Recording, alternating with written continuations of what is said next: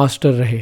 1930 میں جیسے ہی Jack Hobbes retire ہوئے، انگلینڈ ان کی ریپلیسمنٹ کے طور پر اور دوسرے ماسٹر بلے باز ہربرٹ سٹکلف کے ساتھ اوپننگ کے لیے ایک اچھے ٹھوس اوپنر کی تلاش میں تھا۔ ہابز اور سٹکلف نے انگلینڈ کے لیے صرف 5 سال کے لیے اوپننگ کی تھی، لیکن اس عرصے میں وہ ٹیسٹ کرکٹ میں کسی بھی دوسرے پارٹنرشپ کے 2 گنا سے زائد رنز بنانے میں کامیاب ہوئے تھے۔ ہابز کی جگہ ایک یارکشائر کے بلے باز پرسی ہومز نے لی تھی۔ 1932 میں ہومز اور سٹکلف نے یارکشائر ورسز ایسیکس کے مقابلے میں پہلی وکٹ کے لیے 555 رنز کا ورلڈ ریکارڈ قائم کیا۔ وہ واقعی دنیا کے 2 بہترین اوپنرز میں سے ایک تھے۔ اس ریکارڈ اوپننگ پارٹنرشپ کے 10 دن کے بعد انہیں پہلے ٹیسٹ میچ میں نوجوان ہندوستانی بولنگ اٹیک کا سامنا کرنا پڑا اور ان سے یہ ایکسپیکٹ کیا جا رہا تھا کہ وہ ان دونوں ینگسٹرز کا بھرکس نکال دیں گے، ان کو ایسے ٹریٹ کریں گے جیسے وہ بہت عام بولرز ہوں، لیکن اس کے بجائے جو ہوا اس نے ایک نئی نیو بال پارٹنرشپ کی بنیاد رکھ دی۔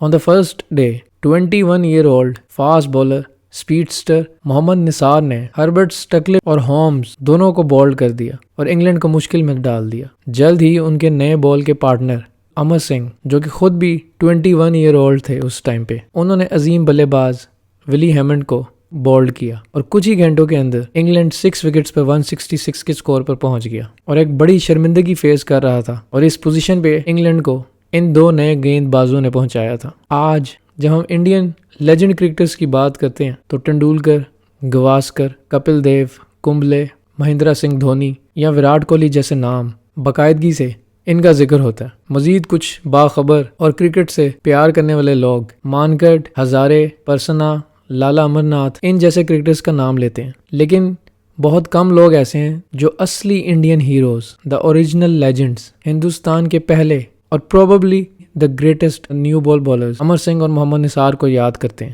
امر سنگھ کے پاس اتنی پیس تو نہیں تھی، لیکن گیند کے ساتھ ان کے سکلز اتنے ہی خاص تھے۔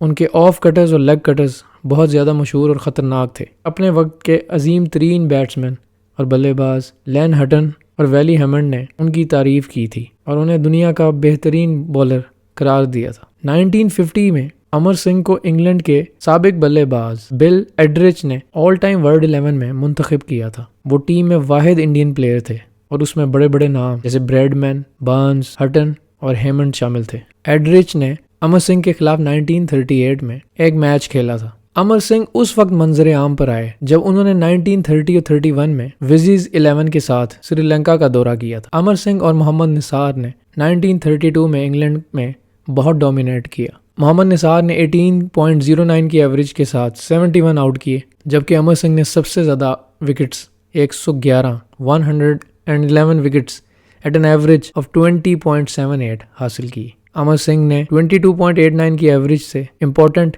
ہارڈ ہٹنگ 641 رنز بھی سکور کیے۔ لارڈز میں کھیلے گئے واحد ٹیسٹ میچ میں محمد نثار 5 وکٹس لینے والے پہلے انڈین بولر بنے۔ انہوں نے 135 رنز دے کے 6 وکٹس حاصل کیے اور امر سنگھ نے 159 رنز دے کر 4 وکٹس حاصل کیے۔ 9ویں نمبر پر بیٹنگ کے لیے آنے والے امر سنگھ نے ہندوستان کی طرف سے پہلی ہاف سینچری بھی سکور کی، اور ٹور کے اینڈ ہونے تک انگلش میڈیا ان دونوں کو دنیا کی بہترین نئی گیند کی جوڑی قرار دے رہا تھا۔ ایک اور انڈین کرکٹر جو انگلینڈ کے لیے کھیلتا تھا، نواب آف پٹودی، انہوں نے امر سنگھ کے بارے میں بات کی جب وہ ہندوستان میں تھے اور کہا کہ انگلینڈ میں قابل کرکٹ حکام کی رائے میں امر سنگھ دنیا کے بہترین فاسٹ بولرز میں سے ایک ہے۔